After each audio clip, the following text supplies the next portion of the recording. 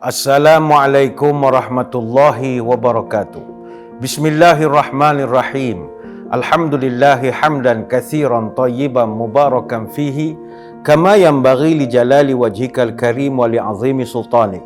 Allahumma salli ala sayyidina Muhammadin abdika wa rasulikal nabiyil ummi wa ala alihi wa sahbihi wa sallim, amma ba'du. Saudara, ambilkan talam isi juadah. Talam perunggu sangatlah berat. Saya nak perkenalkan satu ibadah manfaat dapat dunia akhirat. Musyawarah bermula kata disimpul dengan muafakat. Ibadah ini saya nak cerita dia berkaitan dengan harta, namun bukanlah sedekah dan bukan juga zakat. Pergi ke pantai naik perahu hendak menangkap si ikan siakap. Jika tuan-tuan nak tahu, ibadah yang dimaksud adalah wakaf. Saudara, ada orang kata harta kita ini tak boleh bawa mati. Tak payahlah cari harta banyak-banyak, nanti tak bawa ke mana pun harta ini. Sebenarnya tidak.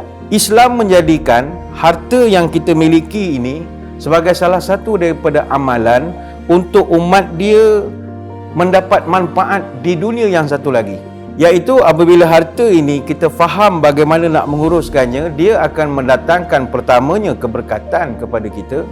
Dan yang kedua, dia boleh mendekatkan diri kita kepada Allah. Dan inilah harta yang kita boleh bawa mati. Apa yang dimaksudkan sebagai wakaf? Wakaf ini adalah sedekah jariah. Jariah ini dalam bahasa Arab maknanya berlari. Artinya sedekah yang berterusan. Di mana sifat wakaf ini, dia kekal. Dia tak sama seperti sedekah. Orang yang melakukan sedekah, dia tidak boleh kata itu wakaf. Kerana wakaf ni benda kekal. Sedekah manfaatnya sementara sahaja. Kalau contoh, kita sedekahkan makanan kepada orang yang sedang lapar, bila dia kenyang dapat pahala. Tapi kenyangnya itu takkan kekal. Tak ada orang makan boleh kenyang sampai setahun.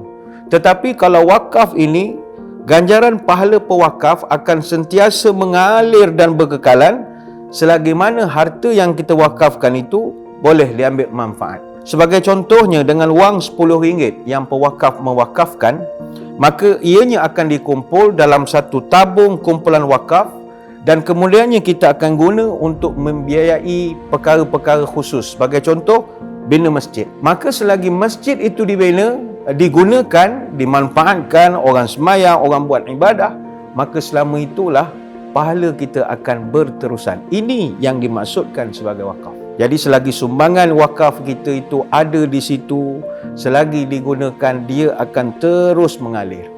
Sebab itu kata Anas bin Malik radhiyallahu anhu, pernah Nabi SAW berpesan, sab'un yajri lil abdi ajruhunna wa huwa fi qabrihi ba'da mautihi.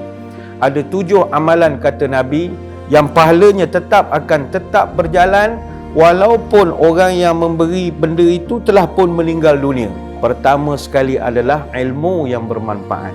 Yang kedua, au ajran nahra, orang yang mengalirkan sungai. Yang ketiga, au hafara bi'ran, orang yang menggali perigi. Yang keempat, au gharasa nakhlan, orang yang menanam pokok.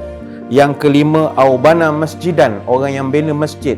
Yang keenam, au warrasa mushafan, orang yang mewakafkan Quran. Dan yang ketujuh, au taraka waladan yastaghfir lahu ba'da mautih, meninggalkan anak-anak yang mendoakan dia selepas kematian. Jadi 7 perkara ini kita gelarkan sebagai pencen kubur kita. Maka 7 perkara ini boleh kita laksanakan dengan mekanisme berwakaf. Wakaf dia tidak hanya mendatangkan manfaat bagi pewakaf, tapi memberi manfaat juga kepada penerima wakaf. Semakin ramai orang yang boleh memanfaatkan wakaf yang kita berikan, semakin besarlah pahalanya. Kalau kita bina masjid, kita bina sekolah, bina asrama untuk anak-anak di luar negara yang sedang belajar, semakin ramai orang menggunakan, semakin besarlah manfaatnya. Sebab itu wakaf ini benda yang sangat bermanfaat untuk kita. Ikan bawal beli di Jakarta, ke Surabaya membeli siakap. Kalau tuan-puan ada lebih harta, jangan berpoya. Ayo cepat-cepat kita berwakaf. Dan Alhamdulillah, kini Amanah Saham Nasional Berhad telah memperkenalkan konsep wakaf yang terbaru melalui satu konsep yang dipanggil wakaf saham amanah. Kemudahan ini mereka gabungkan 2 konsep penting, iaitu pelaburan dan juga wakaf.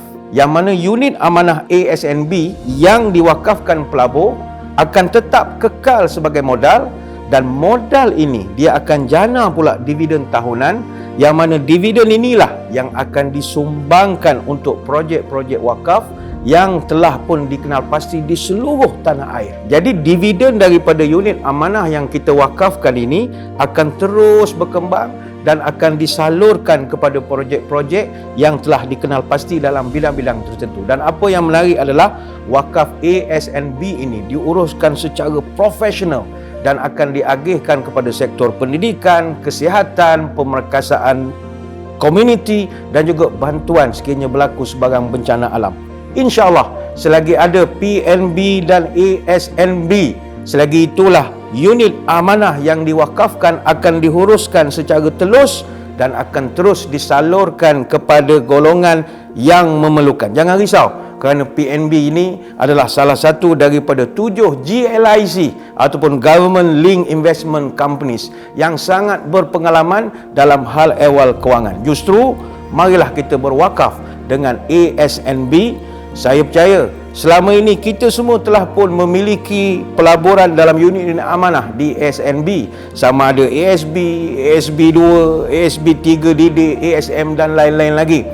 Saya juga percaya kini tabungan ataupun pelaburan kita sekarang telah pun makin berkembang. Maka sama-samalah kita bertindak dalam membuat bekalan kita untuk alam yang satu lagi, insya-Allah. Berwakaflah dengan ASNB. Harta wakaf anda akan menjadi pelaburan abadi, manfaat semasa hayat dikecapi dan terus mengalir pahalanya berkekalan sampai ke akhirat kelak.